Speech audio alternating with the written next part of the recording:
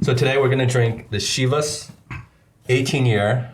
I got this in Japan last time I was there. I just got back. And you can only get this whiskey in Japan at that specific airport, I was told. So I'm gonna try it. I know you like Chivas, right, Eric? Yeah. About this. What do you usually drink, Audrey? What's your drink of choice? Ice? I just like vodka and gin. You like vodka not a and whiskey gin? Not a person? whiskey girl, but I'll try it. Why not?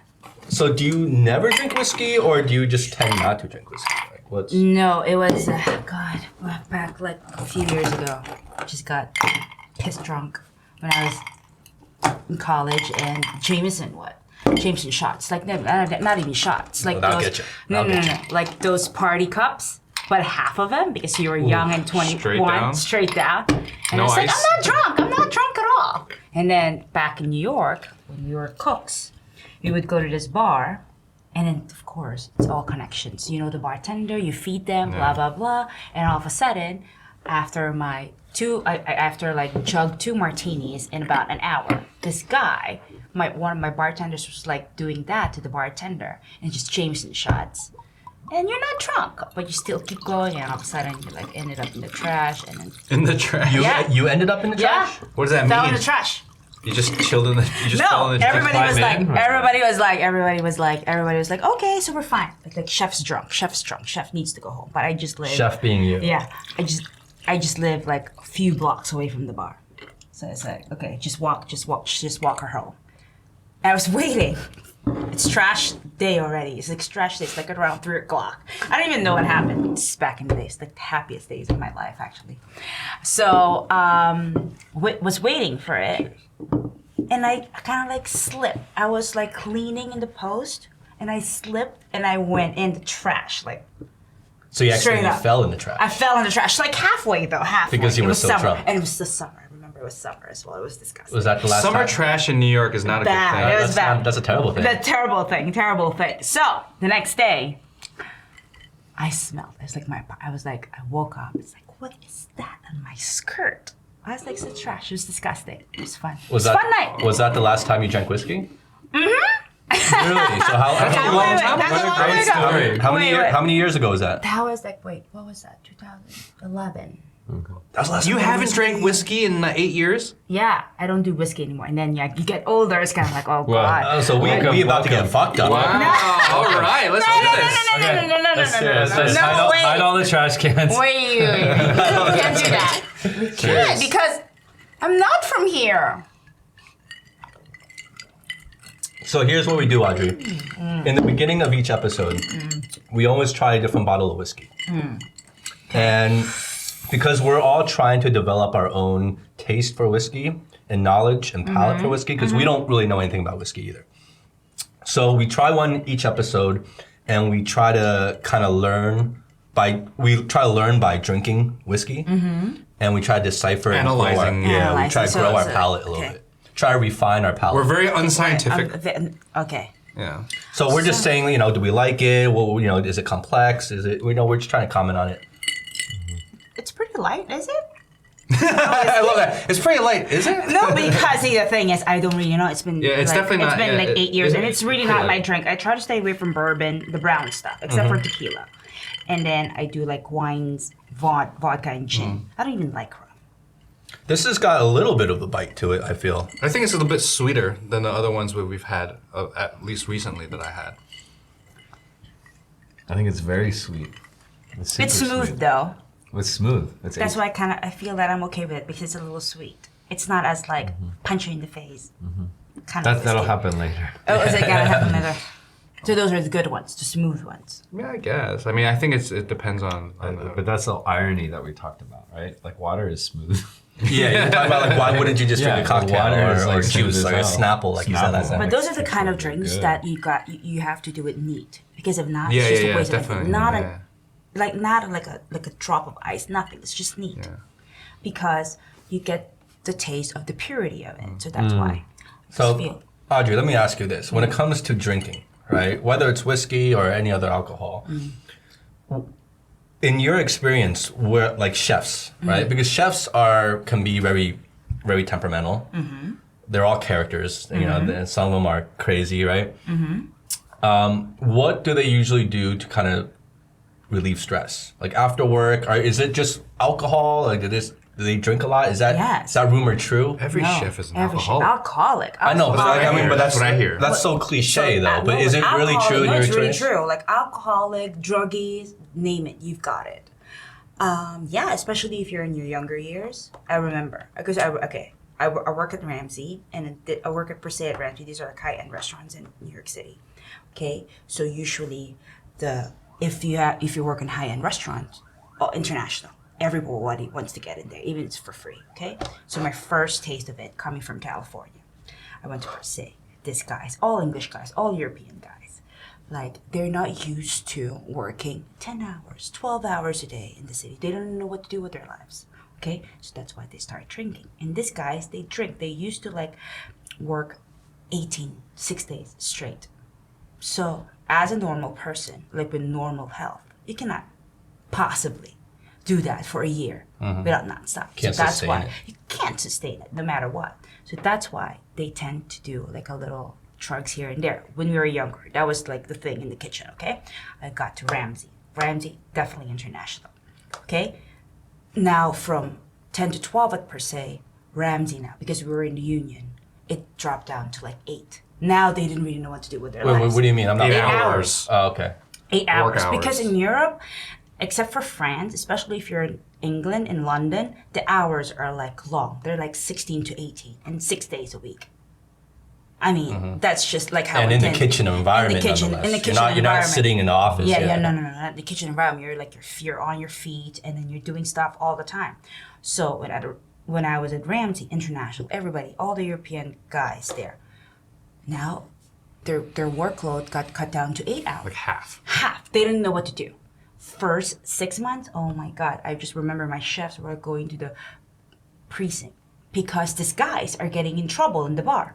They're like knocking each other, like they're getting into fights. So I remember like the Swedish guy, 2 English guys, and 1 American guy got into a fight. I don't even know what happened, but I just remember like they called my chef, like my head chef, right, like before that says that, oh, is this your guys? Oh, they're here and blah, blah, blah, blah, blah. You have to pick them. They couldn't. Some of them, they couldn't handle it because of that. But I just remember like the dishwashers, they supply those guys drugs. Like, what kind of drugs are we talking about? Okay, so it's very, very close to me because I work with a lot of druggies. Okay, I do. I do. I work with a lot of them. Okay, so what was that drug that like Meth? No, not meth. Speed? That's kind of like speedish, but not really. Is that cocaine? Crystal or cocaine? Oh, sure. Cocaine, yeah, I right. guess. Oh. Or like a. Oh my God, I don't even. She's know. definitely I not don't doing the think- drugs in the back. Yeah, definitely. No, definitely. It's like I remember like one of my sous chefs. He's English. His eyes are always like lit up. So, it's so always they're like- they're high while they're working in the Yes. kitchen, Yeah. and it's helping them to like keep them like Focused. up. Oh no, but some people are like that. My last sous chef before I opened a restaurant, and my last sous chef, I love him. He was my cook before when I was at Recette, and he was my sous chef. I fired him because he was like on drugs. And I said, a couple of years later, I saw him in the Lower East Side, and I just felt that, oh, this is destiny. I love him because he was a good employee. I was a good cook, and he knows my style, and he knows like how I do things. And I said, okay, you know what? Maybe this is the opportunity. Since he's clean, maybe this is destiny that maybe he should open the restaurant with me.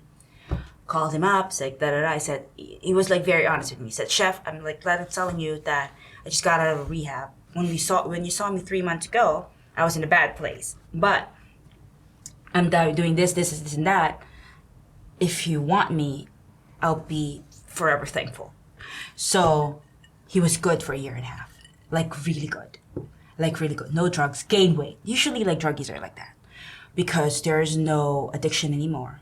Yeah, they gain tend weight to- when they're They sober. gain weight so much. So like this guy was like typical all American football from Jersey, big guy, comes from a football family, but he's really good. So for a year and a half, he was like that. He was like so big, huge. And all of a sudden, we opened the restaurant. We opened the restaurant in Long Island. So we're together for 6 months every day. Every day. I'm like doing the menus, and he was just there to help open the restaurants. For some reason, something clicked 2 weeks into opening a restaurant, the chef owner pulled me. I said, he's using again. I said, come on. Like, how do you know? Because Jesse, which is the chef owner, was a big druggie as well.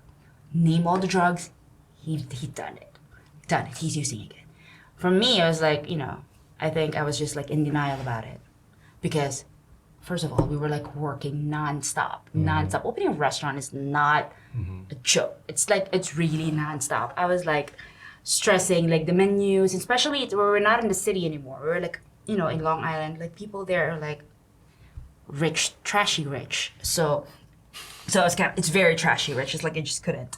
So I said, are you from Long Island? No, you're not from Long Island, I was right? born on Long Island. We're in Long Island, wait. Nassau?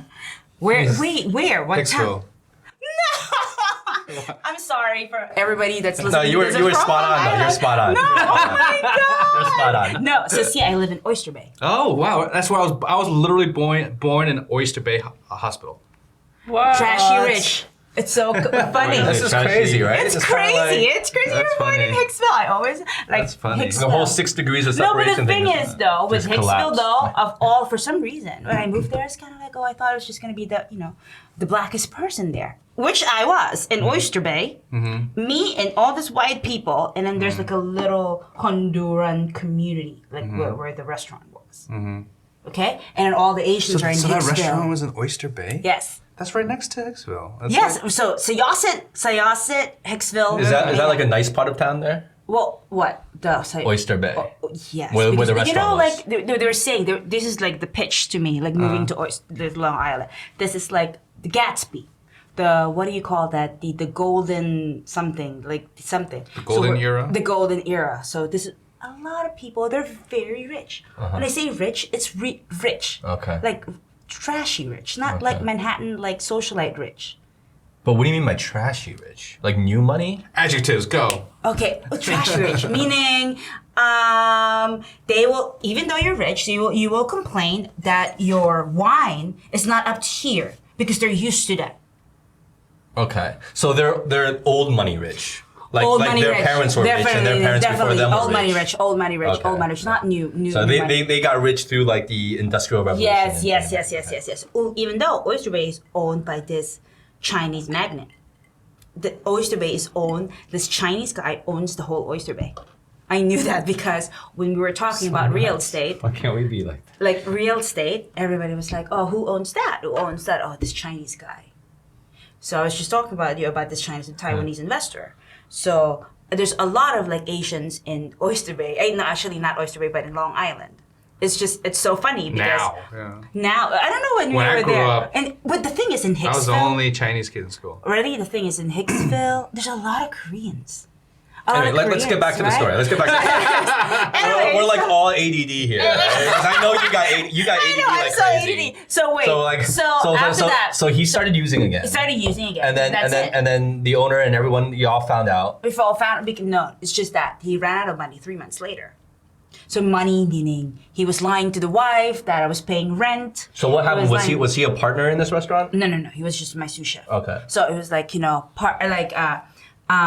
lying to the wife that was paying rent, blah blah blah. So he talked to Jesse because Jesse said that he ran out of money already. So he asked Jesse for help. So now Jesse sorted out like the whole the facility. So he went to the facility, blah blah blah blah. 6 weeks later, he's out. But the thing is, the problem with that, though, the problem with that drugs is that the parents are actually not helping him. Because he's, like, now I heard that the parents are paying for his rent while he's doing something in So they're enabling. yeah, him. enabling him. That's just enabling him. That's it. And you cannot do that. I'm imagining him as an adult, though. Is he not an adult? He is, but no, not really.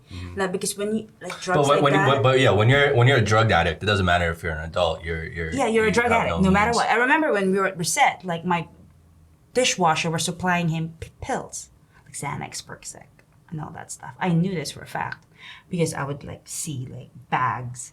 So it's all like pills. uppers. Yeah, all like uppers. But now with this one, Wait, is it's like Xanax a downer or upper? I'm not sure, but it's just that I just doesn't want to. There's like and I'm not sure. It's a whole nother language for I'm me. not really sure. Well, I do pop Xanax when I fly.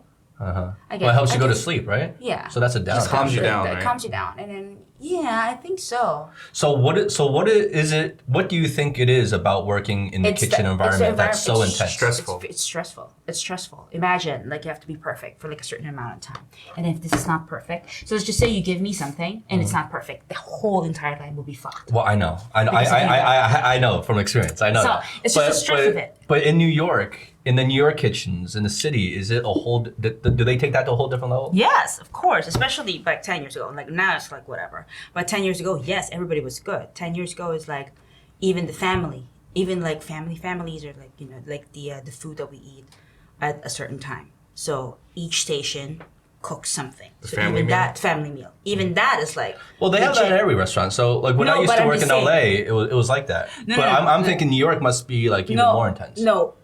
When I'm talking about family meal, you cannot just like put salad. It has to be something because if not, everybody's gonna make fun of you. Yeah, and it's gotta be everybody's good. it's gotta Yeah, be good. It's gotta everyone. be That's good. that's the meal for the day for everyone. Yeah. Everybody's good. So, you know, you take time to do that. But it just have to be perfect, especially in high-end restaurants like Recette and Gordon Ramsay.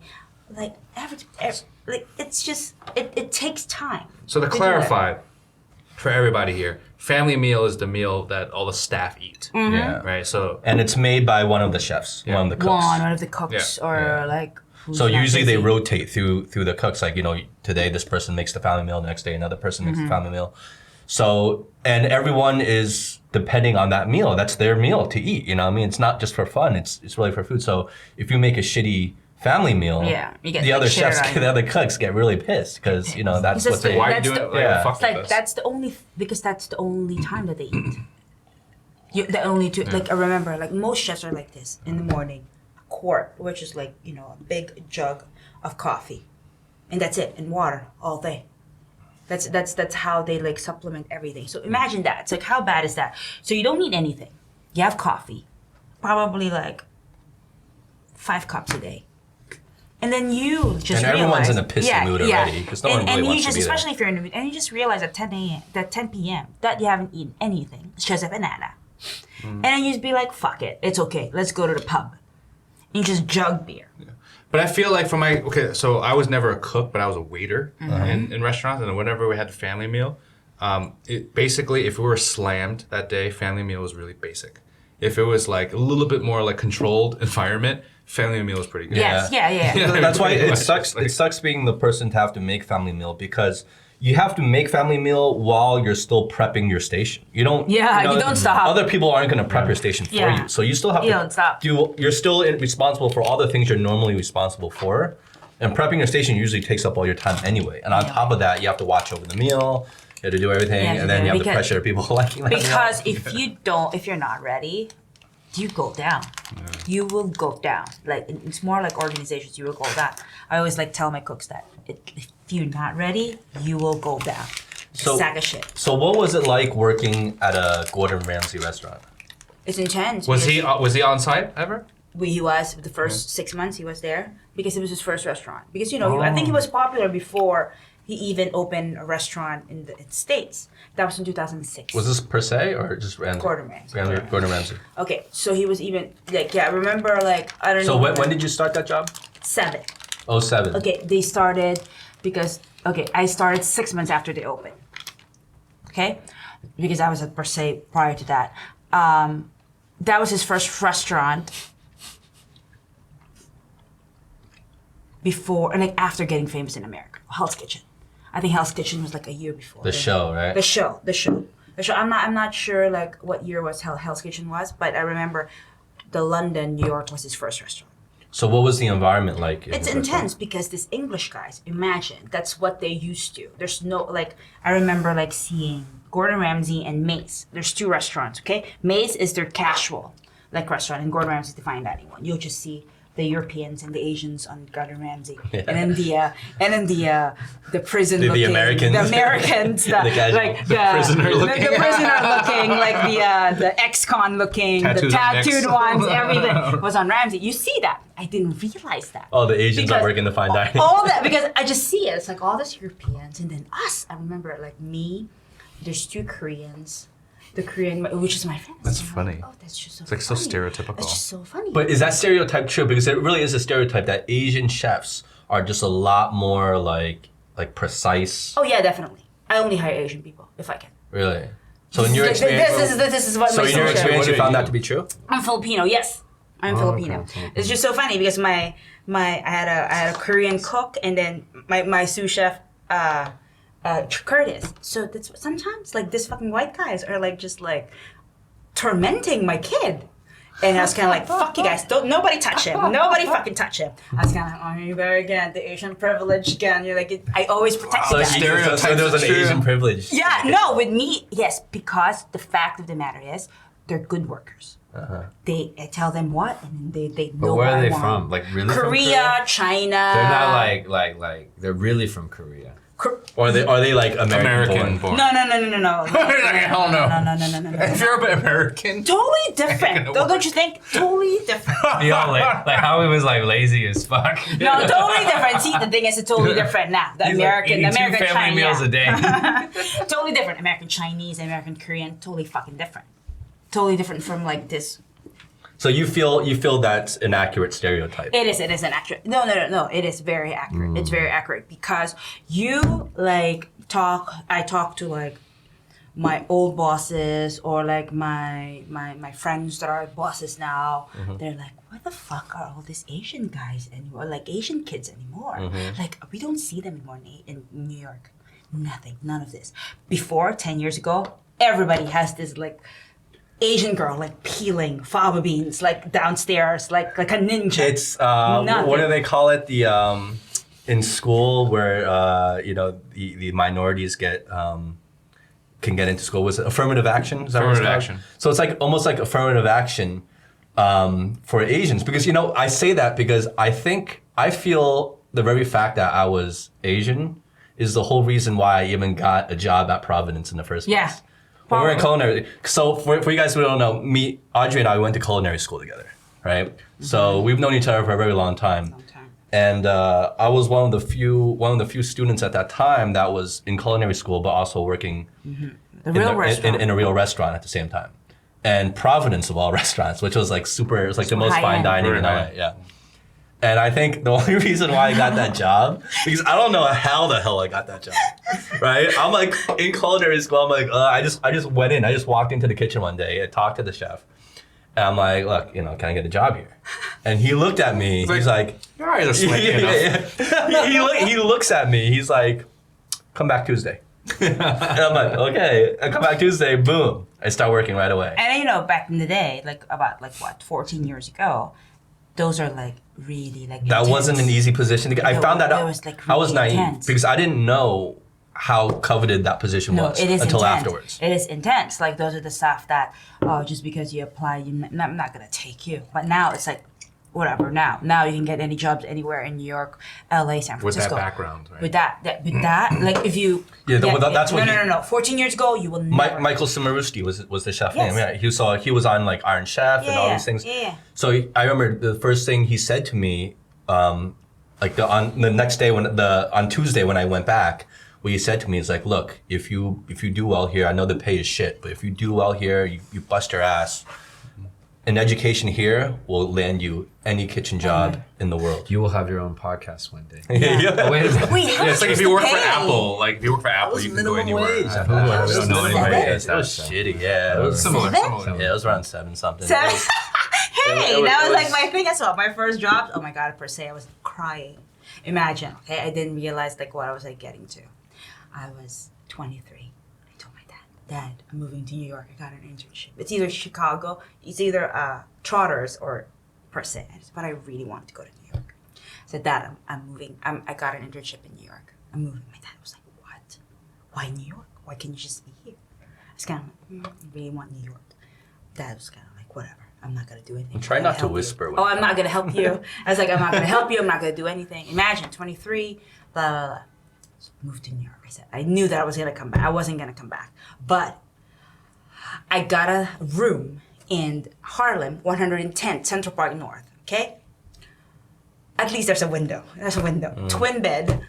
I was crying. It was every- a bit. It was not that nice at that time, right? No, At that no, time, no, it was no, still no. pretty. No, no. Look, and I have to admit, remember I Oh underestimated. yeah, you. underestimated. It was like New York because he grew up. No. Here. It's kind of like New York. Because yeah, in you'll never culinary, make it. because we went to culinary school in California together, right?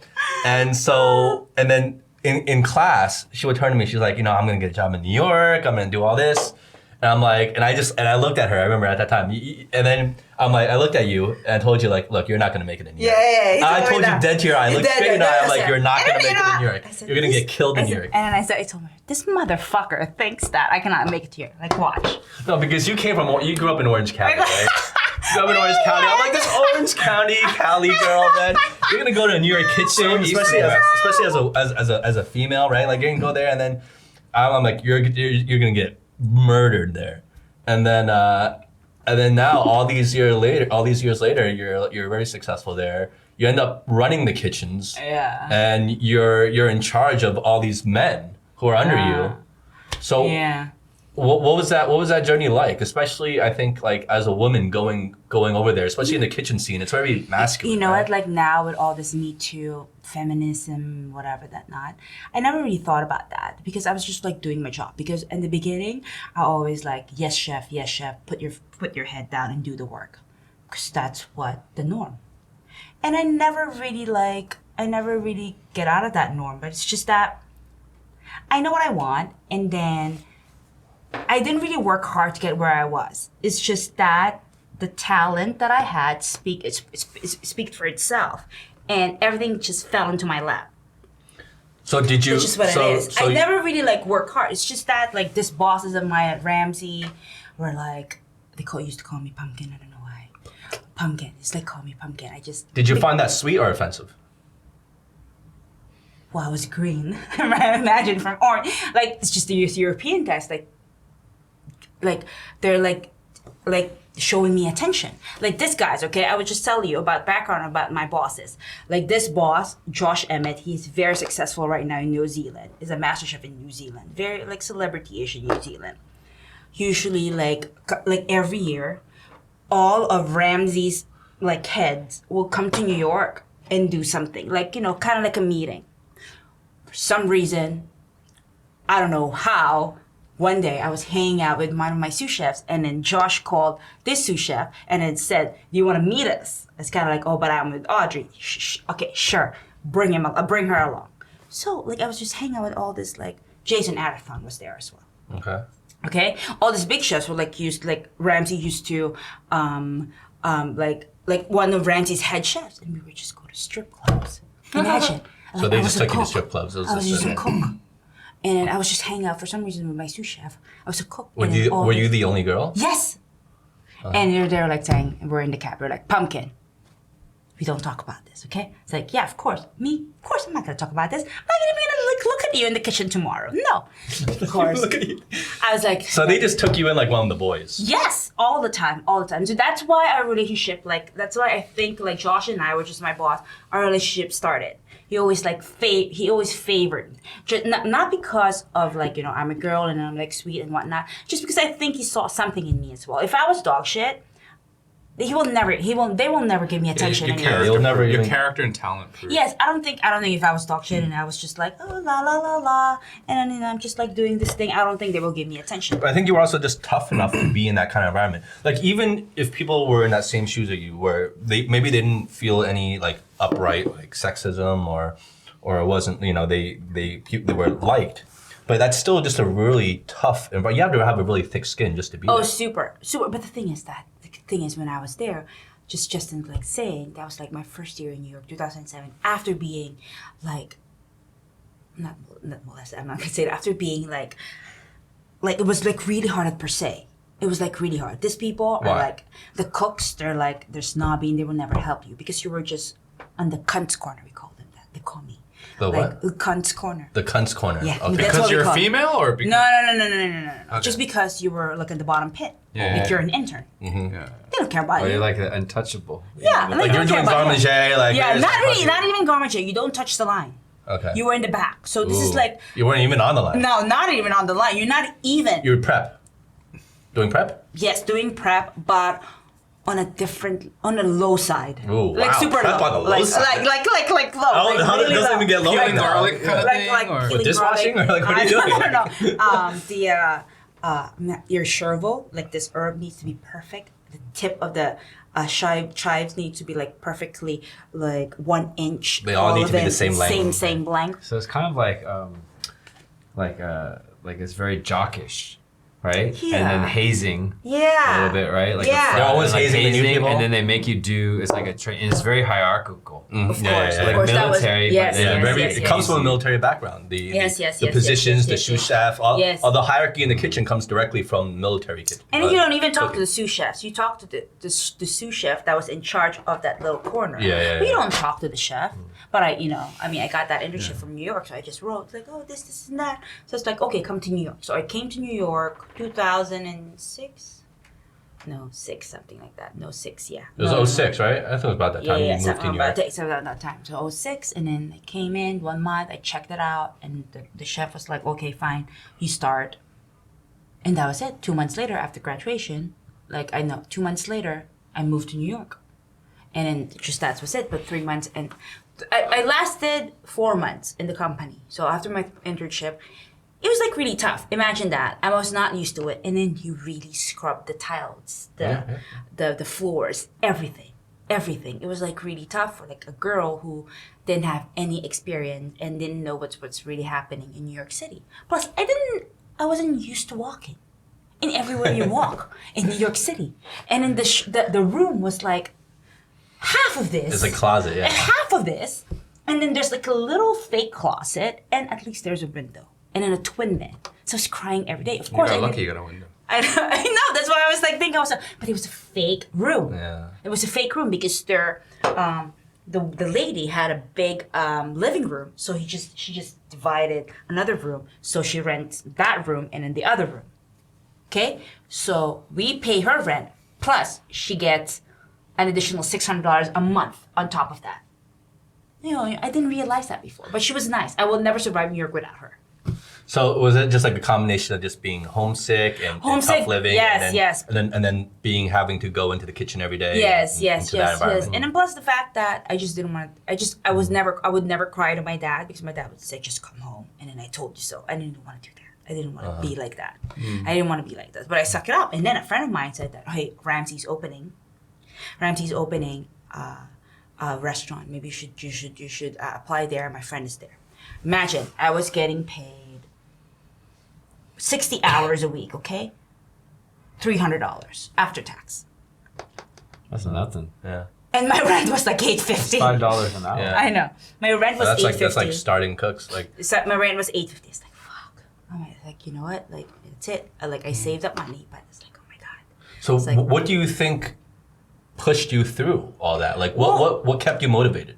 Because most people would have quit. Yeah, definitely. Ramsay came along. Ramsay offered me $18.50. $18.50 and this thing. And then now, So how long were you at Ramsay for? 3 years. And then did you just start? You started off just as a line cook? Yeah, I was in the cunt corner. Uh-huh. No, not even a line cook. You don't just start as a line cook. Yeah, okay, yeah. You're way on the, come on now. Yeah. No. You just start as a line cook. So you're in the bottom. So you're in the corner, like picking herbs and whatnot, like asking all the chefs if they need anything else. That's what you do. So I did that for 2 months. 2 months I did that. And then I got promoted. I got promoted to entremet. Entremet is the vegetables, but I'm not a cook. I'm just a girl that pots all. Wow, so they were very well staffed there. It was a hotel. Because I never worked in a kitchen where, as a cook, you had support from you had your own interns basically. No. Like yeah. cleaning, like giving you pots. Yeah, and, like, no. picking herbs So the thing for is, you, with like that was unheard the of. thing is, the thing is with like the setup at Ramsay was that the vegetable, the entremet picks up everything. So he or she needs a backup. So I'm like the bar back for him.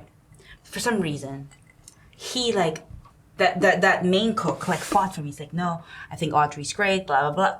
2 months in there, I got promoted to fish, poissonnier. I got promoted. Fish prep or Yeah, fish fish. on the No, line? fish cook on the line. I didn't know anything. That was like But that's strange. Why would they put you at fish? Fish is usually the last the position. sous chef they has a put. little crush on me. I'm kidding. really? I'm kidding. No, because for those who don't know, fish is usually the last line position they usually put you No, I towards. think it's a little because it's crushing. one of the more delicate meats to work. Yeah, definitely. So you really have to, and it's very easy to overcook or undercook. So you have to really know what you're doing with. I was telling you, okay? This is like me, two Asians, me and this other girl, Korean girl. Two girls and one Asian boy. The Asian boy always gets yelled at. Poor kid. I got yelled at. Poor kid was kind of like, go home, get the fuck home, you go to fuck home. But of course, you're strong. You just don't go home like that. Of course, if you go home, you're like a pussy. They don't do that. You don't. You're like, okay. I fucking went home. I got up out of there real quick. No. You just like, no. You don't do that. You don't do that. Of course, you have to like. Okay, see you later. I don't like, you have to Watch prove. cartoons. I moved to fucking Shanghai, motherfucker. Like, I got as far away. So I was like, what? You have to prove that you're like strong. You have to prove that you're strong. So now it's so different now. So now they're pitting us together. Two Asian girls. We're both good. She's the only one that. So you guys are competing. She's the only one. She's a friend, but she's the only one I get insecure about. She's precise. She's like those girls that are like cooks, like precise, precise. Yeah. Korean girl, precise. Does she take notes? She's like they all do. Like that girl in our culinary class. What was her name? That real alpha girl that had to be the best at everything. You know what I remember? Oh yeah. I forgot her name. Whatever the name is. Like she's not a cook anymore, is she? I don't know. I don't fucking know. I think I'm the only one who's cook. Oh, in Thai. So she's like precise, and like you get insecure like that. You're like 24. It's like, oh yeah, Asian did this better. So the sous chef's like, Asian did this better. So Asian cooked meat better. So she was in the past with the chefs, and I was in fish, and she was just there. She was just like a ninja. She was just like, she's like really precise. She's like, fuck. And now it gets mental now because you're young. You want to prove to your boss that you're better than anybody else. Now it gets mental. So what happened? Did that push you? Did you Yeah, did you of move course. past fish or were you? Yeah, of course. I moved past fish. So what was the next position? Saucier, Oh, which is okay. meat. I moved past. Of course, I moved past fish. But I'm just saying. So if she cuts this fish like that precise in that amount of time, I should do it better in this X amount of time. So you had to do it quicker and better. And better and cleaner. So that's what's the thing. That actually was a big deal because that will actually that made me better in butchering meat, butchering fish. That just made you better. But the thing is, back then, it's tough because you guys are friends, and they're pitting you against each other. But So it was like what all happened? healthy. What happened at the end?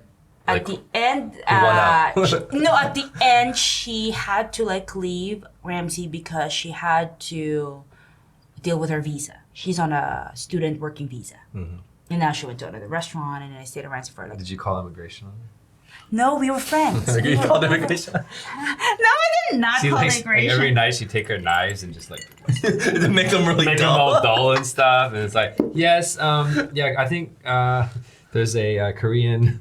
No, but they're intense like that. Asian cooks are intense. Yeah, like that. the Asians are definitely the more competitive of the bunch. Oh, very, very, And very, they won't very. they'll and if there's another Asian in the vicinity, they'll compete with that other Asian first. Definitely. Because they know that the white people are like dumb shit. It sucks. Yeah, Providence. There was 2 other Asians there with me, and then they just were compete with they were other always Asians. competing against me. I'm like, and I wasn't trying to compete. They're like, what are you doing? Yeah, I wasn't trying to compete with them. Like I was just trying to do my work and just do whatever and just make my bills. I was very naive at that time, right? And then they were almost really competitive, and I didn't chopping and staring at you. I didn't understand where that aggression was coming from. I really didn't, and they would even do things intentionally at that time to sabotage me, Of course. to make me look bad in front of the other cooks. Of course. And that's what really rubbed me the wrong way. And And there was one moment where I had a blowout with this one Asian guy, and we were just in front of chef? Samarusti, in Okay. front of the chef, right? And I just blew up at him Well, what did he do?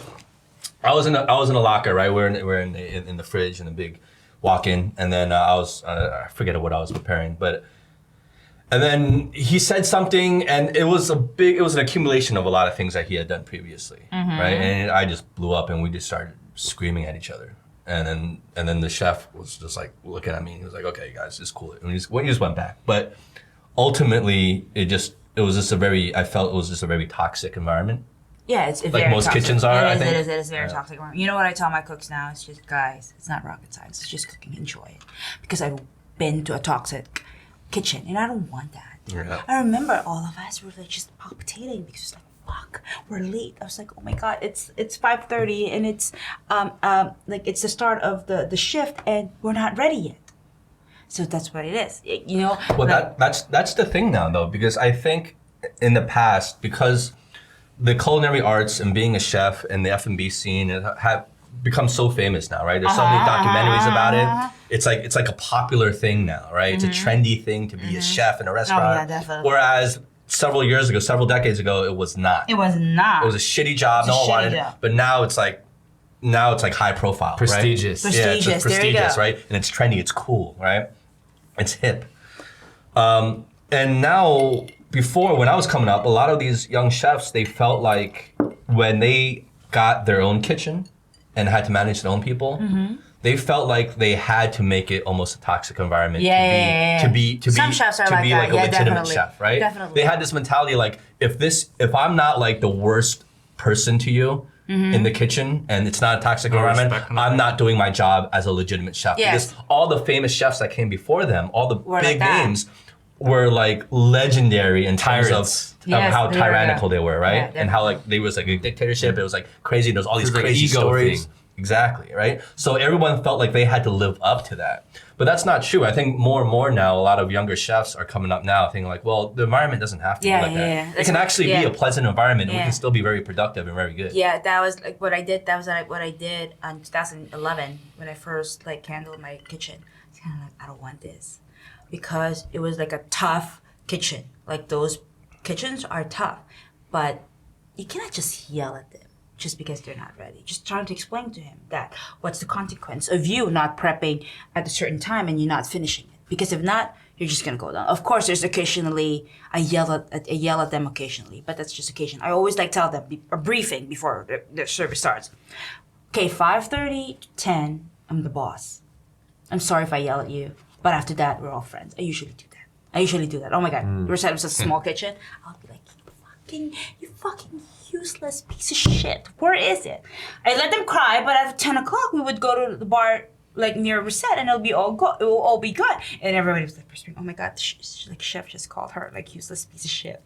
Until now, so they're friends. They're all friends. They're like So funny. They're all now. It's like they were like telling me, it's like my old cooks would always like tell them, oh, does she called you a useless piece of shit already? I was like, oh no, not yet. But because that was like it. I was young and I was in this environment. As much as I want to control my anger, I have something to prove. It's like Is if that they what weren't Howie called a does useless on piece of his shit, they set? weren't initiated yet. There's yes. 你没有用的，你快死！ Well, this goes back to our previous podcast where we talked about what's the better motivator, right? Like, so when you were running a kitchen, right? Were you more about like punishing people who underperformed or incentivizing people to overachieve? Like, where did you lean more towards in terms of running kitchen staff? Well, like, not like neither. Like, I don't think I punish people because they suck or like give them incentives because they're like good. At the end of the day, like Well, you had to motivate people. like I somehow. have to motivate people. Like I always like this is like my always like thing. Like I would pull them aside at the end of the night. It's like, what did you do wrong? Why did I yell at you about this time? I'm just trying to explain it to them. Imagine I was 28. I didn't know shit. It's like I was just like everything that I've learned was from the yelling, throwing pans and whatnot. But now because I'm a little bit mature back then, I was kind of like, okay, so what's the best way to do this? I will still yell at you. But let me put this in a very, very mature way for a 21-year-old why I yell at you. So you were trying to relate to Yeah, relate to them like something. It's like, okay, because you know what? Back in the day, if you did that to my old boss, you'll be out.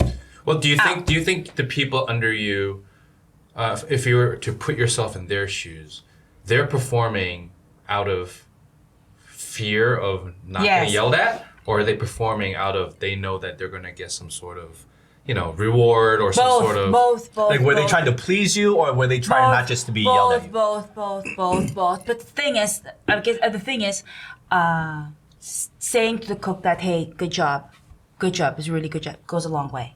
they will make you feel better. It will make you like really feel better, especially coming from Because the it's chef. rare in the kitchen. It's rare in the kitchen. Rare in the kitchen. Rare in the Everyone will kitchen. give you an I was like acknowledgement. always like say like thanks guys, thanks for the thanks for a good service. Something like it goes a long way because But that's to everyone. But when you single someone out and tell them they did a good job, that goes a really long way. that really long way. Because that doesn't happen like, often. Yeah, that was. But that's And- powerful. It That's is. powerful because like imagine like when you were the, you know, in the cook. the C's corner, right? Yeah. And so you don't know what the fuck's going on, right? And people Sure. are yelling and getting scared, and then you get even more nervous. And you're trying to bust your ass. You're trying to observe everyone else do the job, and then you're trying to get better. And then maybe one day you have a good day and you cut that shit, you know, whatever the herbs in a pretty good way. And Yeah. you've been trying, right? You've been trying. So then the guy who really knows his shit, who has decision-making authority, comes over, sees you do it in the right way, and says, damn, like, that's pretty fucking good. Yeah. And that's all he has to say. But you've just put in, like, 3 weeks of effort, and then that connects the dot with that, and then you're like, oh, like, I'm actually not that bad at what I do, and this guy thinks I'm good, and then, bam, like, that's probably worth, like, 2 weeks of hard work. Yeah, Right? absolutely. Yeah. And so it's not even about incentivizing or punishing, although that happens in the natural course of things. It's about connecting the progress Yes. of what Exactly. you're doing to the success of the kitchen or to the expertise of the head chef. And then you kind of look at him as a mentor, I suppose. And then if you see them as a mentor, you're just going to work harder. If you're just a dick tyrant, then they're just going to do shit because they're afraid of you. But if you're a good mentor, they will go There through you walls go. with you. Yeah, right? there you go. See, that's a difference though. Too. Good point. Good point. See, I'm trying to do that. I'm trying to be their mentor. I'm trying to be a tyrant. I'm not trying to be like the general. I'm trying to be their friend in a way that I like that though. This is like what I like in my kitchen. That like I teach them like how to do stuff. That's why I like that kid. The kid has been in America for 4 years. That Korean kid barely knows English but can speak English. Didn't have any experience and whatnot. So these fucking white dudes that are like 41 that are my cooks in Long Island were like tormenting him. I see it. But like, how were they tormented? Like this guy was kind of like whatever. So when we were cleaning, instead of like saying they would share like soap, he will just like grab it to him, and he was just like shaking his bullying. head. Yeah. Bullying. It's Yeah. kind of like I pulled the white guy and said, Yeah. "Dude, what the fuck? What the fuck? You can't just do that." I said, "You can't do that. You can't do that." Even though everybody knows that I protect him, like you can just do that. That's just like foul. Like what's the problem? Like, it has to be something. Intimidation. Yeah, it has to be something. It has to be. It's not the kid because the kid is just the kid. The kid is like the kid. It's like it has to be something. It's like, oh, chef, I'm sorry if I did that. I know, no. I was like, it was like a foul moment for me. But I'm just like stressed. Okay, but you cannot do that to him. You just can't. You just can't. It's just bullying. That's the only thing that I hate about. Like, I will never wanted anybody to feel bullied in my kitchen ever. Because I've been through it and I don't never wanted it. And it changed the next day. And then, this kid was like, like he barely speaks English and... Who changed, the kid or the people that were bullied? the bully, the good. So He's you, 41. so you had to talk with them. Yeah, I gotta talk to him. That dude's probably a dad. It's like, do you want your fucking kids to be bullied, Yeah, asshole? he was like, "I'll fucking..." Like, it's kind of like, yo, dude, give it a break. It's like, why would you do that? Just little things like that like really annoys me. Which is like part of the norm in the kitchen. Like, Bullying always comes from insecurity. yeah, of course. Well, Or speaking of frustration. Speaking Yeah. of bullies, okay. What did you find any difference between Gordon Ramsay's TV personality versus like the real him in a kitchen when there's no cameras, no Yeah, nothing? of course. He was super nice. He was super nice. He was super nice. It's just that it's like all the facade. It's just like a front. It's a front. Makes sense. So his TV personality, him being like a crazy guy, like yelling at everyone like that. You never saw any of that in the kitchens. The guys though, his head yelled, especially when we have because in the kitchen we have so this is the kitchen. Chef's table is right here, and then the whole kitchen. So the chef's table, like they rented the chef's table for the $3,000 for like 10 people, which is like 10 years ago. And then so we serve them there. So chef's table like sees everything. Obviously, if there's a chef's table, as It's VIP, all yes. of all of It's the all cook- VIP. all no, it's not all VIP. If you pay $3,000 for that night, If fine, you're yeah. VIP. Yeah, a little bit VIP. But I was kind of saying that, okay, here we go. It's like, oh, fuck. We hate it every time there's a chef's table because that means the bosses will act out. It's kind of like they will yell at you for no It's like reason. they have kind of put on a show. And I For said, the people, right? fuck my life. They're like, Like you're living in a fishbowl at that time. like, you yeah. useless piece of shit. Yeah, that. Yeah, you know what? Like you should Do that dish again. Yeah, I know they do. It's like, They do. You piece of shit. They do that. Like they would yell at me. I remember like one time I was at Entremet. Pumpkin. They were yelling at me. It's kind of like, you okay? I was like, yeah, of course. It's like, that's the charm of it. I said, they were like, very careful about it. But it was back in the day. Imagine back in the day, there's no Me Too yet. There's no being a feminist and all that Oh, it bullshit wasn't as yet. dangerous to It be a wasn't guy. dangerous Yeah, as a yeah, guy. yeah. Now you do that, fuck that. Yeah, I'm curious because you brought up the whole Me Too thing, and I'm just curious because I feel like we're in a bubble here in China, and what's happening? What What do you has mean?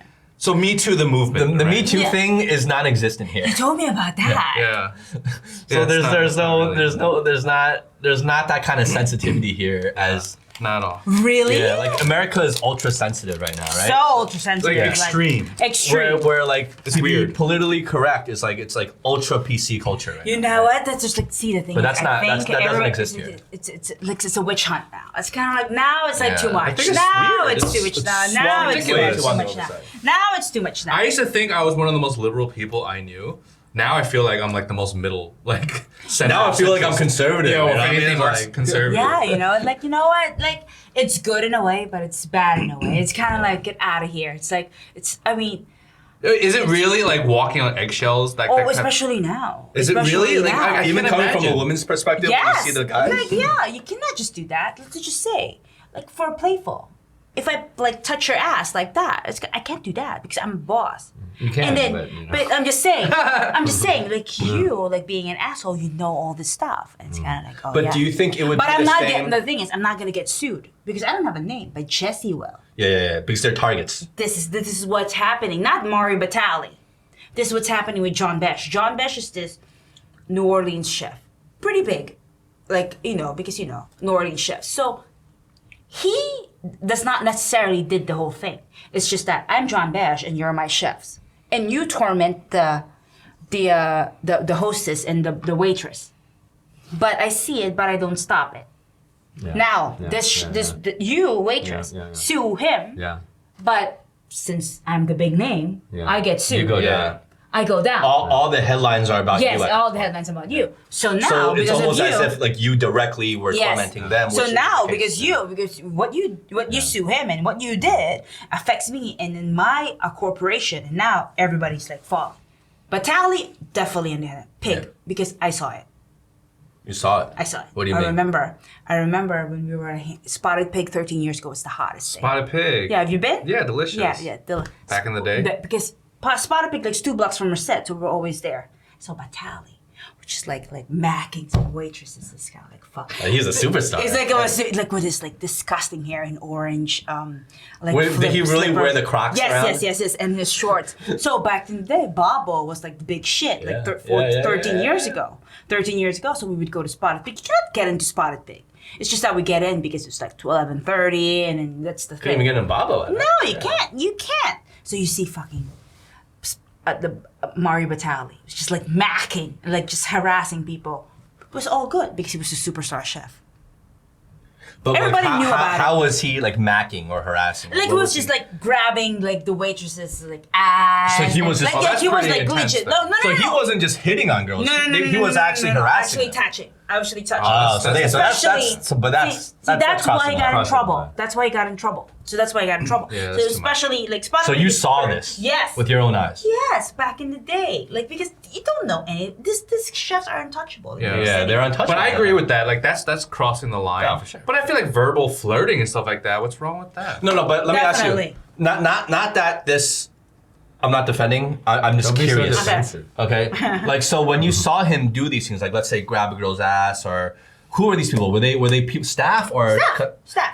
So Staff or guests. how were these? And they were females, right? Yeah. So how were they reacting to it? They were like nothing, like nothing happened. Like, yeah, Was it like a nervous usual, kind of like they yeah. were afraid to do Yeah, it's anything, not- so they just accepted it it, wasn't- or were they it's like one genuinely time. like into it? No, Like, it what was wasn't into it. It's more like, oh, you touched my ass, like like and push and then. Like inside. So they they're were like that clearly filthy- so they were clearly uncomfortable Yeah. with it. this old guy. If you're a 23, yeah. Inside they're like that filthy pig, and they're like and then they go home. Because you're a and they're like, superstar. She couldn't do it, Yeah. because they're just a waitress, She and needs her he's job. fucking She gotta- Mario Batali. You're a 23-year-old in the hottest restaurant at that time with this hottest chef at that time. in New York City, like what are you In gonna New do? York City, you make probably 400 or 300 a night. And back in the day, Yeah, cannot afford to lose that's that. killing it. Yeah, 300-400 a shift. That's killing it. we cannot afford to lose that. But that was the thing. That was the thing with him. And then plus, Spot Pick has 3 floors. First, second, third. Yeah. The third is like the private one.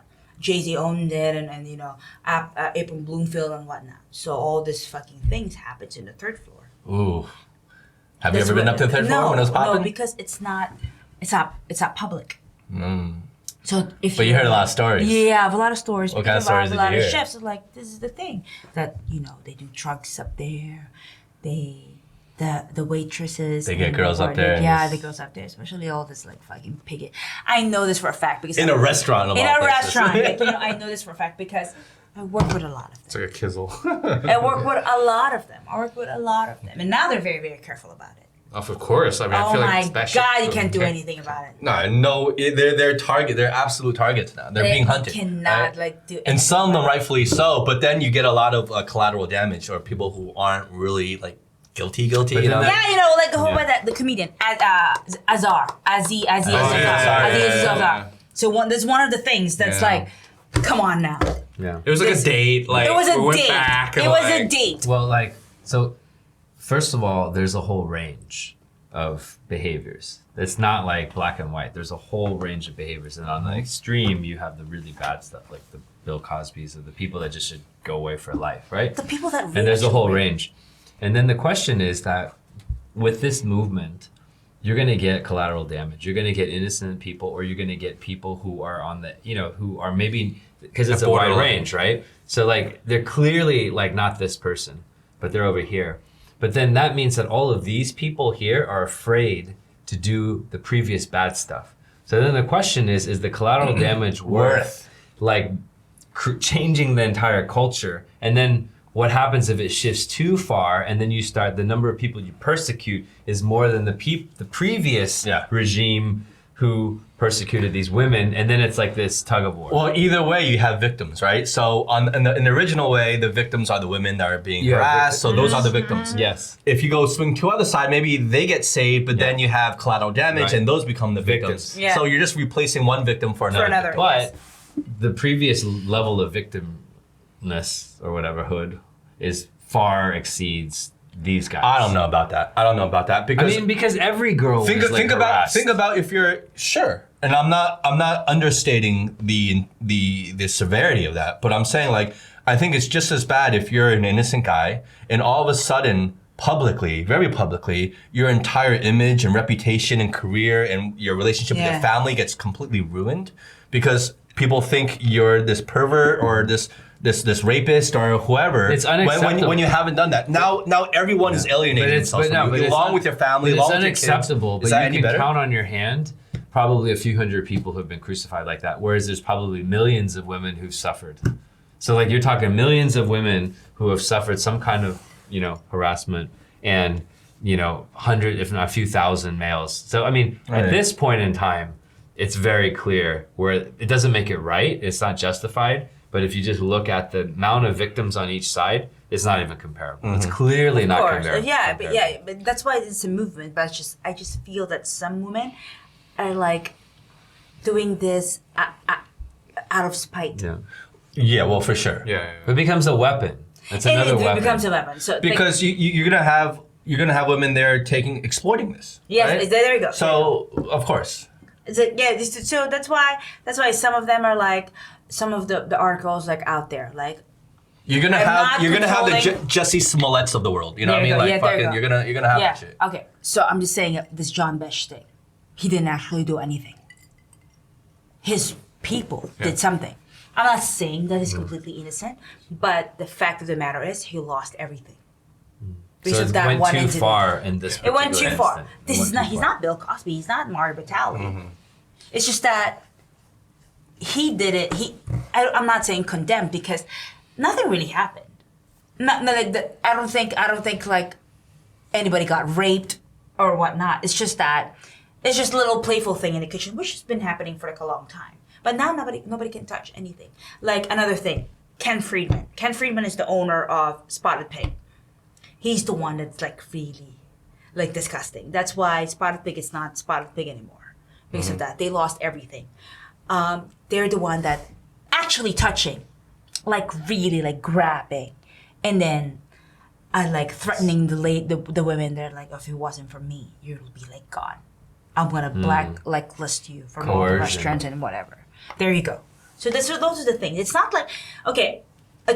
It's not like Weinstein needs to like really go to jail for like what he did because he raped someone.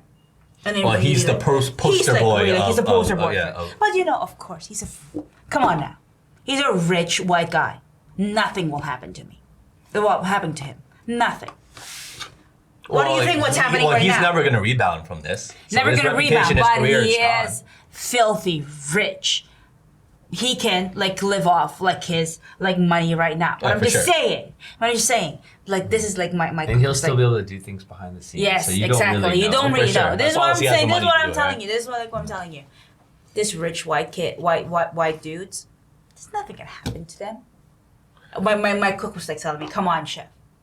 They're rich white dudes. Nothing's gonna happen to them." Especially what's happening right now. I'm gonna like shift from like kitchen to the education. But what's happening with paying universities right now? They found like this the whole university admission scandal. Admission thing. USC, Yale, Stanford. Let's be real here. They're like rich white people. They're probably gonna get some. Well, there's sort also of, like, rich Asian people. Yes, you're right. How about the Chinese? Like, Yeah. Well, I think they're making a story rich out of people. something that's It's just always rich been people. happening. Always been happening. And will always continue to happen. No. The thing is, As long as people have money and there's people that want money. You know what's wrong with this gonna continue to thing? happen. One, they paid the middle guy. There's a middle guy in between all of So them. there's a business being made. There's an Trump, industry out of it. come The on, agent. Kushner's father, which is Kushner's father, Jared Kushner's father, donated $1.5 million to Harvard, so that the two kids can get in there. It happens all the time, but it's just that for some reason Aunt Becky Another one. and Felicity Hoffman paid a middle guy to get in their kids to a fake scholarship to USC. It was like a rowing gig, but the kids never rowed before. But that's like really like to the extent of it. Come on. But you know what's funny? Like, how are you it's going like to it's like USC on a it's like basketball USC of all schools. Like I went to USC, right? Yeah. So it's just like if you're gonna have to pay money to get into a school, won't you pick something better than USC? Exactly. And then Like I went to USC. like if you're gonna pay all this money, like no, pick but USC is Princeton, good. Harvard, No, something. USC is good. USC is So good. it's Come fun. on. It's really and it's good, but come on, if you're gonna pay money, if you're gonna bribe someone, if you're gonna commit a crime to get into Of course. college, I'm not gonna. why not pick the best college? It better be fucking Stanford. No, that's But what not it is. even Stanford. Like No, but go even aim Stanford, higher. like Aim higher than that. Columbia, Stanford, Yale, Harvard. Yeah, But New you know, Mexico those State. people. Like Mexico State. New Mexico State. Tough college. Yeah. But No, but I'm just saying. let me ask you this, Audrey.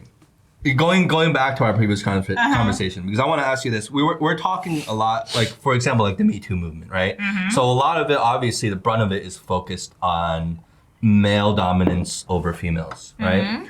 But you were in a unique position as a chef because you were a female in a position of authority over others, right? So how did the Me Too movement affect you in terms of how you thought about maybe your own behavior or things? Yes. Were you more on edge in how like you had to behave as a female? Not on edge. It's more of like, I'm more aware of the fact that I cannot touch your ass. Even though you Do you think know the me. consequences would have been the same though? Let's say you slapped a guy on the ass. Do you think the fallout of that would have been the same as if you were a male? Probably not. Just because I'm a woman. Like, But there's still the fear The and the fear. example, and then it just becomes fear in general. Yeah. Right? So let's just say it's totally different because they know me and then they know that I'm not like that. Let's just say I'm like a disgusting pig touching a woman's ass. That's totally different. But if Just they want because- to take you, but the thing is, the fear is Like you're like, okay, if someone wants to take you down for whatever reason, There you go. completely unrelated reason, Yeah, they they wanna will take you like down. use that. So They then would this use is- that as a They will weapon. use to that take as a you down. weapon. It's most- So you're which is- still careful. So Yeah. you still have to alter your behaviors, Yeah, exactly. even though you know that the chances are not as bad. Like for the guy, they're just like, okay, I can't do it unless they're like, can't. You unless they're can't. like, You really can't. unless they're You really addicted to that shit, which probably some guys are. They're not going to do it. But then the women think twice about it. Why'd you look at Howie when you said addicted to that shit? You're like addicted to that shit, something some guys are, and you look directly at Howie. No, for sure. Yeah. I didn't even mean, Like notice. addicted is like some guys are. It's But like- for sure, in your I industry, didn't, I had, they I didn't do even, that I as wasn't even well. aware. So Did I do that's that? what- But I'm just saying, Did I for just sure, do that? Why would I do something? I know. That's why I asked. Subconsciously. Was it but obvious? I'm just That was obvious. I'm fucking around. No, but I'm just saying, especially in your industry, you're high up, you're a director. There's a lot of like this interest want to get into your pants and whatnot. You know what? I'm just saying this. I'm not saying because I'm just saying this because out of experience, not that I did it like myself per se, but women are like fishes. They know what they're doing. So let's just say you're the big boss, and I know what I want. If I'm vicious like that, I know what I want, and I know where your situation is, and I'll climb that. Yeah. In order for me And you're taking the temperature of the Yes, environment yes, right now. yes, that yes, Everything yes, is yes. ultra And you PC can play it everyone- both ways. You can actually play both sides.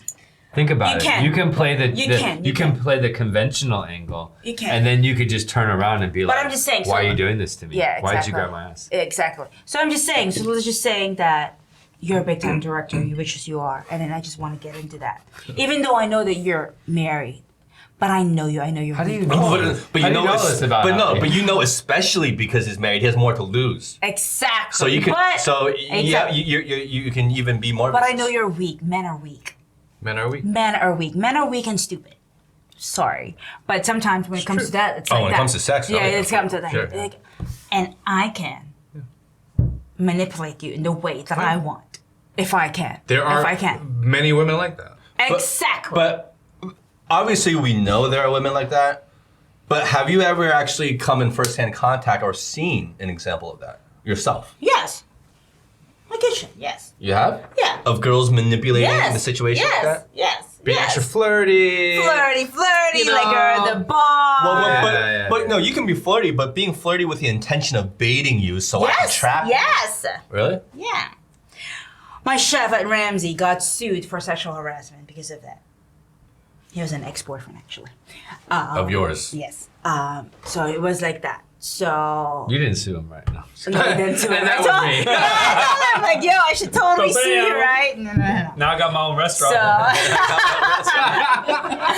So that's actually great, but fucked up. But no. So this girl just sued him, saying that he was like making a move, but not really. But he lost. But the girl wanted, not the girl. So was it didn't a want, settlement or no, something, No. The girl didn't want to sue him. The girl wanted to sue the name, which is Gordon Ramsay. This is what I'm telling you. Like about that, it. that the restaurant will let this kind of environment happen. Yes. But it didn't happen. So they say, yeah. So that's a whole nother level. But It's there's like- another level. It's just that you're just Ramsay. This is like Ramsay has a bunch of like lawyers and a team to do that. This poor guy doesn't have anything. You know And what they'll I let mean? him be Kinda like- they'll just let him go Be down. the scapegoat. Yeah, see? Well, not a scapegoat, because he is the goat. Yeah. Yeah, it's the usual, like, you know, like the corporation or whatever. But I've seen it, of course. just let They it do. happen. They do it all the time. But it's just that, do true. you really want to be that? Do I really want to be that guy, that girl that like slept But with you okay, and so then ruin your marriage? so that's what takes us back to the whole Me Too like movement, right? So going back to someone like Weinstein, I mean, I'm not 100%. I'm not supporting his behavior, but I'm just saying like part of that behavior probably stems from knowing that there are X amount of females Yes. that came onto him, you know, that tried to work their way up, and he allowed Yes, it, he and allowed- thinking that, well, if that happened over here, maybe it can happen over here. Well, you feel like he got conditioned to behave Well, that way? well, I think it's just like not necessarily condition, but maybe because of other people's behavior, he may think a certain way towards the women that are not privy to that kind of. Like, I think he's just a dog. Totally. Disclaimer, we don't condone any of this stuff. 100% support. 100%. 100% don't condone it. Support the Nothing. women who were harassed. So, anyways, just to disclaimer, But I'm just saying- in case this ever gets published, I mean, But I want to be. I'm just No, saying. 100%, like, Like, I 100%, don't want to get 100%. fucking Well, taken none down. of us are saying anything that condones it. No, But I then don't you think could taken out of But we're just trying context. to. I was just trying to analyze. All I'm trying to do is analyze, right? I'm just trying to analyze. But that's what this. people do. They analyze and they get taken down. So you just gotta be careful. What are you afraid of? I am afraid. No, but I'm just saying. This like, guy's he's high right. profile. High This guy's high profile. profile. Everyone wants to take Eric He down. works for a Are you high profile company. profile? He works for a high profile I'm- company. Wait, how I take care of the. profile are you? I take care of the fish right now. No, but I'm just saying that he's right. He's right. But at the same time, there's some girls that wanted to like climb that mountain. Yeah. And then they will do everything to climb that. Yeah. There are some girls like that, and there's some girls. That's why it's kind of like I'm 50-50 when it comes to it. I don't condone it. The rape things, like I think he needs to go to jail. He needs to like pay for what he did. So as Vitaly, because I've seen it, like in my own two eyes. But at the same time, there are guys like Besh, there are guys like Aziz Ansari? Aziz Aziz Ansari. Ansari. Like there's guys like that. They're like it's a witch hunt. Well, that's why I think it's situational. You can't just, put a cover on all men or all Yes, men of course, of power course. or whatever. It's Of just, course, that's what you it's don't do. situational. But the thing is now, what's I happening? mean, look. I think the general thing that we can say is that any kind of victim is a bad victim, right? And they're definitely more in this realm. There's many more female victims than there are male, because I mean that's just how things have been for a long time. And just because there is a very, very, very small number of male victims doesn't mean we should ignore the male victims. And at the same time, we do need to have the perspective to say that it's like 1,000 to 1 ratio or 10,000 to 1 ratio. And we shouldn't overemphasize all victims are bad, but it's like a 10,000 to 1 ratio. There's like 10,000 female victims for 1 or 2 male victims, which doesn't condone the 1 or 2 male victims, but there's a perspective here. And the people that try to go either way to the extreme are, they're not doing a service, right? Because if we put all the attention on the 1 or 2 male victims, then, then we are doing the 10,000 women a disservice. And if we put all attention on the female victims, Yeah. So tell me about this thing that you're saying am I blocking that it nonstop? you're saying that the Me Too movement here is like. It's non-existent. Yeah. It didn't translate here. So for sure, it's happening here. Oh, for sure, but not the Me Too movement itself isn't happening. The things that cause the Me Too movement are happening here, of course. But there's no culture of Me Too here. So you're just saying, let's just there's not that culture. say I'm in the kitchen and I get harassed. Nothing's gonna happen to the chef that harassed me. I don't They're just know. not Nothing's there. gonna happen. How but about the big but it's companies? not a witch hunt here. That's for Like the you know what I'm saying? well, hold on. I think we have to apply some nuance to this. Okay. So there are probably lots more women that are being harassed in China, For sure. and there are less, and there probably aren't very many women who are manipulating the system either. Like generally speaking, because there is no movement. So it's just it's like. There's no ladders there There's for no them to climb. Well, I mean, all of this is nuanced, but there's really two things happening, right? Like all of the stuff that's happening is still happening, and maybe these companies are becoming more progressive. And at the same time, because there's not this crackdown, then there's probably less people that are exploiting this. Yeah. Crackdown. All I'm saying is there's no spotlight and there's no witch hunt like there is in the U.S. Or less. Yeah. What is happening is still happening for sure. Very rampant here. But it's not. There's no witch hunt here for it. So let's There's just not that say- culture Oh, in it's terms not. of Except for PC yeah, culture. I mean, So there was there's- one Chinese guy that was involved in this, but that was like he was in the U.S. But So but talking about because we're talking about Shanghai now. Mm-hmm. You're new to Shanghai. Mm-hmm. You just got here like a week ago or whatever it was, right? Mm-hmm. So Yes. what's your whole perspective? Like you've been here for a week. Obviously you don't know it yet, but what's your first impression? Like what do you see compared to New York? it's just bigger. It's Bigger. bigger than New York for sure. Really? The pace is same as New York, or even like maybe like Faster. faster, Shanghai is faster, fast. faster. It's huge. Your metro system is perfect. Because I was like, I've been navigating it like a pro. That's so amazing. She's only been here, what? I know. I always like She's tell already him. navigating? Yeah. I was like, tell him, because the thing is, I'm really afraid to take a cab, just because You don't from wanna the get ripped off? airport. Okay, no, I paid $350. From Pudong to here No, You got ripped off, Pudong son. to Jia. Okay, how To do where? you say it? to Huangpu. Jianggu. Jing'an. No.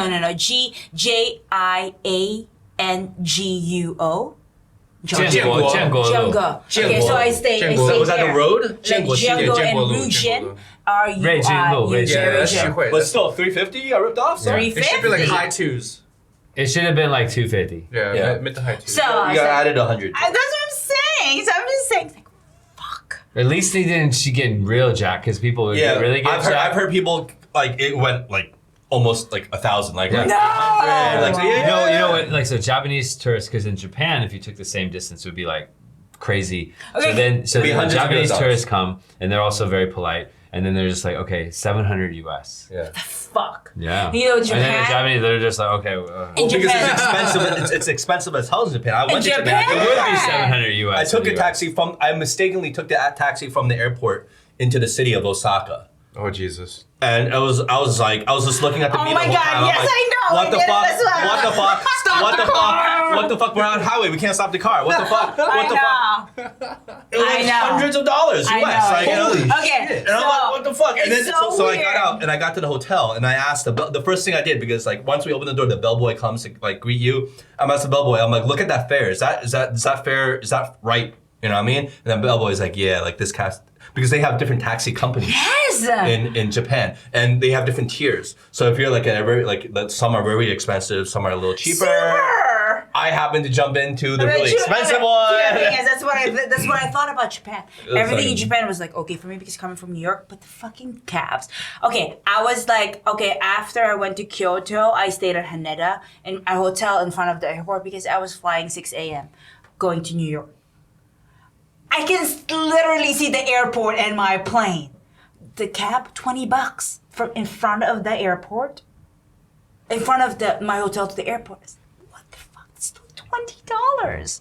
Like the cab was like crazy, and I knew that from the fact that I was getting ripped off in Pudong. Actually, I was because I remember But you didn't get ripped off that bad. not bad. Like, that's Yeah. still in the Extra $10 vicinity. bucks. That's still in the vicinity Extra of what 10, you like. 15 Yeah, bucks. Yeah, not bad. That was kind of like Hey, you don't have to tip. Like he I know. like he actually might have not ripped you off. He maybe just went the wrong way, or just like took a longer So it was way. like it's $348. It's kind of like okay, whatever. It's like It's the not normal. that It's the normal. It's the normal like cat. But I'm just saying, it's like fuck. It's like they don't speak like any word of anything. So that's why now. But it's a good thing though. Just in case I move here and I get a job here, I need to know everything. Yeah. But let me ask you, like, why Shanghai? Why come here? Because this is the second time you're uprooting your entire life, right? So the first time was from LA. Australia. Well, the first one was from LA to New York, really, right? Yes. And so that was a big change, and that was very challenging for you for like all the stories you've told, right? So that was a time like where you kind of just like uprooted everything, went into a place that you've never been before, and just dove in head first, and just made your own way, right? Now you're doing that like 10 years or over a decade later, you're deciding to do that again. Instead of going coast to coast, you're going to another country. You're going to another country, and China of all places. Like, language She you don't is going speak. to coast. Yeah. so Yeah. why? Yeah. Okay, What's here's the thing. Here's the motivation thing. behind that? First of all, Justin has a very, very much influence in this, but at the same time, I've been going to Asia for like the last 4 years now, and then it's just thriving. It's just advanced. It is. It's fucking advanced. It's a And huge I've been to difference. Europe. It's kind of like what? Yeah. Why would I go here? Yeah. So the last time I met him in Taiwan, and I went to Vietnam, Taiwan, and Japan. And I was kind of like I was telling my friend, like, fuck. Excitement. It's Imagine this shit. Like, if I just learned the skills here, one step back, two step forward. That's what I always like think about it.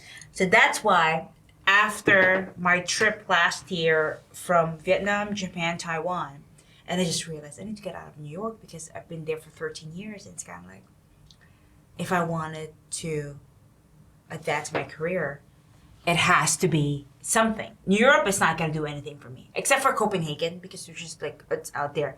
But whatever. So, my chances are in Asia a little bit better than in Europe. But see, that's a trap you can fall in. Like, I can. Don't fall into the trap of underestimating. Yes, of and course. thinking it's Yes, of course. any easier here than it is in New York. No, it's not. If anything, it would be No, harder because you have a no, language barrier to overcome. You have all these things to I'm overcome. not saying about the harder thing. I'm not saying about getting the work is hard or the work is easier or harder. No fucking way.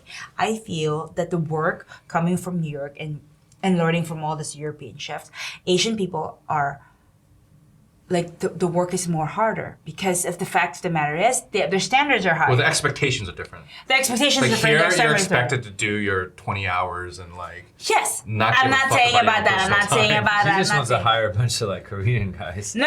in the kitchen. I'm It'd not. be like 50 no. Korean No, guys. no, no, Korean boy Okay, band. go do the herbs. No. It's not that like that, you know. Like I've talked to a lot of people that used to work in Asia. Like I have a couple of like friends that we used to work at Ramsay. They work at Singapore. They're like it's best.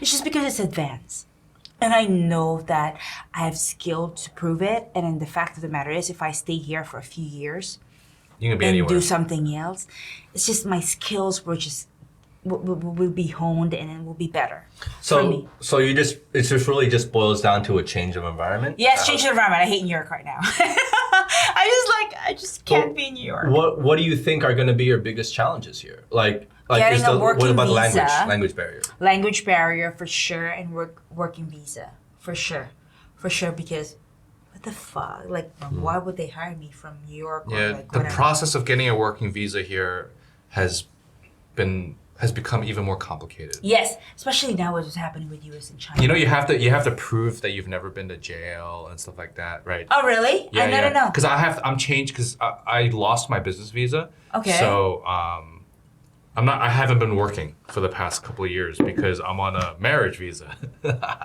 Oh, because she's trying. Wink, wink. Wait. So I'm Can't publish this episode. yeah. So I'm getting back. I'm reapplying for my business visa, and I've So wait, what's your realized this- citizenship? American. And what? And how? Okay, it's like a marriage visa. So are you dual now or not yet? No. I'm can't just, get dual. I'm just my spouse is Chinese, so I can stay here. His partner is Chinese. Oh, that's what it is. I just have to like. Yeah. Well, you can get hitched. Yeah. It's like America. It's kind of like, Two oh, years. let's just get hitched and then that's it. Yeah, but then Just to get pretend a- You're going to be looking for a Look, Chinese I know. husband now, right? Why don't you just pretend he's Korean? It's fine. It's the same. Okay, But, go then, ahead. but to get a business visa, there's a lot of things. First, you have to. It blew my mind. Like I literally had to bring my college diploma here. Like I haven't used my college diploma It's a in like how lot. long. It's a lot. You have to get the certificate to show that legally you have never been to jail, you've never committed a crime, and so you have to get it from like the police department or something. Because in China, like wherever you live, you have to register in the local police department, so they have your records and stuff like that. But in America, you don't do that, right? It's like so. I've been like doing the research to figure out like how am I going to get that stamp that as to well. show Yeah, I that. do that And where's my home? I haven't lived in America in like 12 years. Like, you know what I mean? Like, where do I even go? I don't even know what to do. Yeah, it's complicated. I think It's there's great. like there's challenges everywhere, and I think there's challenges in China, and like clearly there's certain things that make it difficult for any foreigner to live in any other foreign country. It's not just China. So wait, question. How long have you been here? I've been here a long time, more than 10 years. More than 10 years. Yeah, Okay. but I think like if you're a foreigner going to any country, why should they make it easy for you It's unless true. you can offer something? But I think going back to why you're here is that there might be challenges. There are challenges everywhere, but the pace that you talked about of Asia and how things are changing and how things are growing is faster than anywhere else in the world, right? And if you think about The hell does that mean? I don't even know. I don't even know. Hand down. Oh, hand Okay. down. But if you think about what you've observed in terms of like the subway system, It's great. like China's great. like all these different I love things. it. It's cleaner. And you think about the pace of change in that, and then you extrapolate that to food, to entertainment, to other things, then the pace of what's happening in Shanghai is at least equal to the pace of what's changing in what's happening in New York.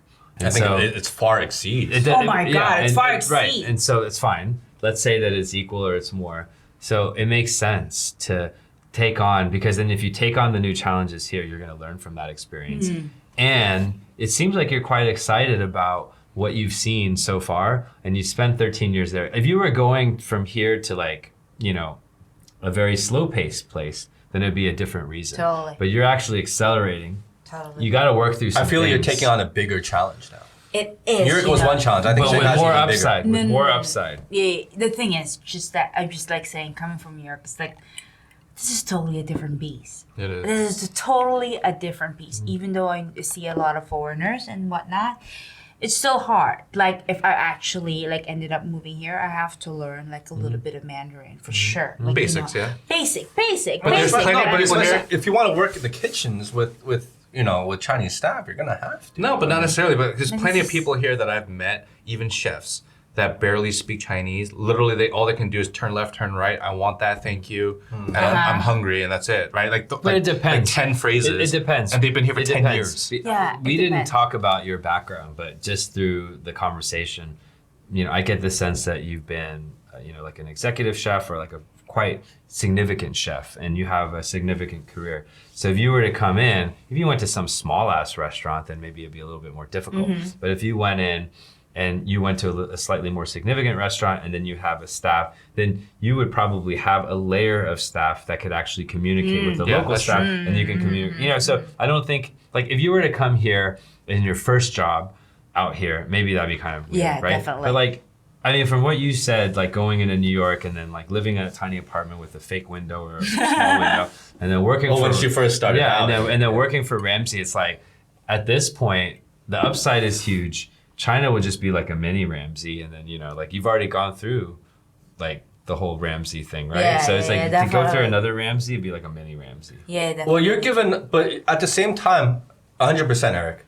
But at the same time, you're giving up a lot to come here. You're risking a lot to come here because you're giving up a cushy job in terms of being a chef, right? In terms of being well respected, Credibility. wanted there. In terms of your position, you're coming from an executive Are chef. you well position. known in New York? Like, if I dropped your name, could I get into some restaurants? Some Because I'm going to restaurants, New York yes. next month. What? I just need to get in. Where So do you, shall where do we you drop want to in? go? Where do you want to go? You have to tell me. Yeah, he's been trying to go to 14th Street Taco Bell. Get in there. You have to tell me. I have to tell you. Yes, No, but of to course. make You to can make drop your me way there. to make your way in New York City up to an executive chef and to have your own restaurant and people wanting to partner with you and actually wanting to throw money behind you.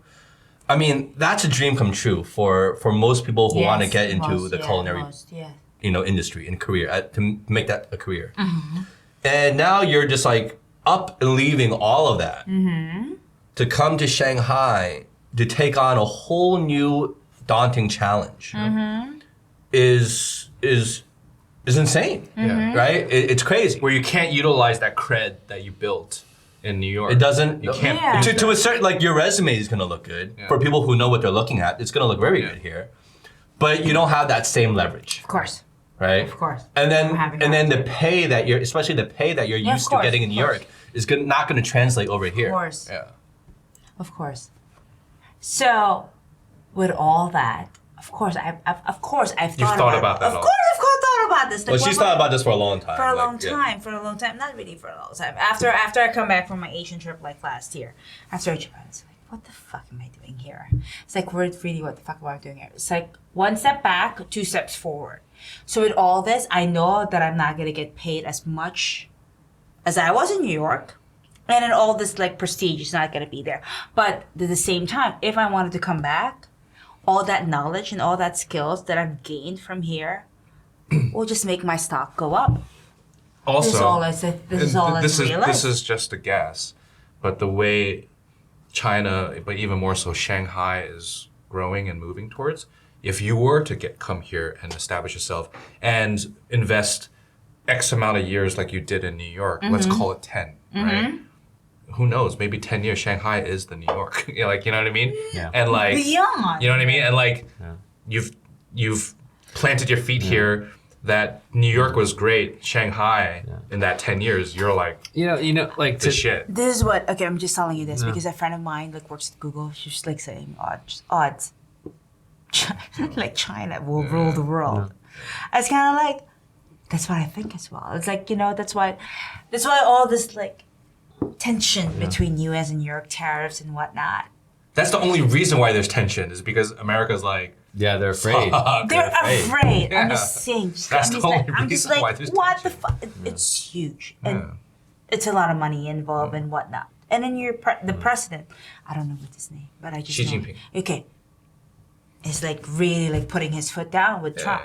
He's That's got a why I was strong- kind of like, he's a so strong character. you have to like just a little bit of things like the businesses, the Chinese businesses in the U.S. are gonna get affected by this, but in the long run, it will be good for Chinese people, and then it will really fuck the Americans with all the shit that's happening right now.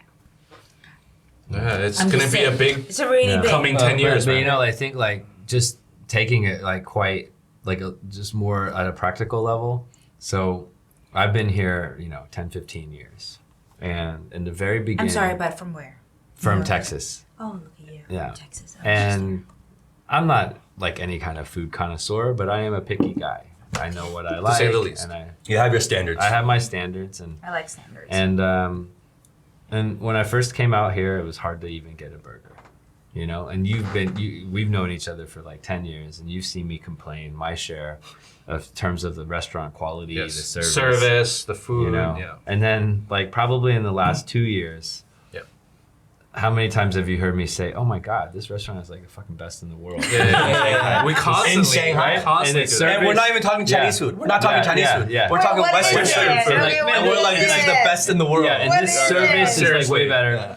And It's some amazing and stuff. like I do a little bit of traveling, and I spend just like anyone else. And I was in Italy this year, and like the last 3 years, I've been traveling a little bit more. So I've been to like Charleston, I've been to Savannah, I've been to LA, I've been around Texas, I've been to Austin, I've been in Sydney, Japan, I've been to Italy, Florence, Barcelona. Like pretty regular, right? Every quarter. And it's finally got to the point where I got to eat my words, man. I got to eat my words. It's like whatever food you want here in Shanghai, it's pretty damn good. That's crazy. It is like literally, crazy. I want to back up what you said because when we first met and we first hung out, All I do is all talk you do is shit about talk China shit about Shanghai and China. Talk shit The whole about 180 now. Yeah. It's crazy. But in the beginning, when you first got here, even when I first got here, it was like that. It wasn't like you couldn't really get good Western. there was like food. one crap. Mexican or 1 to 2 Mexican restaurants. And the only like thing was like Element Fresh. Like that was the only Yeah. thing here And, basically. and back how then. Like, specific it gets is like to me, and I think this is the litmus test is I'll have a particular thing. For instance, taco bar in Beijing, because a lot of these they're run by a combination of Chinese staff and Western. Americans or Asian Americans, and you'll have something. So the pulled pork melted cheese sandwich, grilled sandwich. And you have that particular sandwich, and you say this is the best pulled pork melted cheese sandwich that can be made, and it is the best I've ever had in my life, and it is that good. Try that next time. And so, like, I have a I list. have to go there. I have a list of like 10 things, and then when people I recommend go there, they're like, "This is pretty much the best." But the other thing is that China also has a very simple advantage. It has the best Chinese Chinese food. because it's fucking China. Yeah. Yeah. So then I go to Country Kitchen, which we talked about In on the Beijing. last show, Yeah. and it was like I can get the best fucking sanshi, hand cut noodles that you can get on the planet. So then you're just like, okay, well, what is driving this? And what I realized was it's not tradition or anything. Things those are normal factors. It's economic development. It's that when you have a place where you have people that want to pay money for stuff and it's growing and the industries are growing, then the people who do the best job of making that food, Will come. like you, for instance, will come to Shanghai, will come to China, and then there you go. And it's that simple. It's crazy. well, Audrey, you definitely have your work cut out for you here. The competition is fierce. Fierce. It's okay. It is sorry. fierce. But honestly, you are one of, if not the toughest people I know in my life. No, I'm serious. I'm being dead serious with you right now because I ran my course with you trying to underestimate you.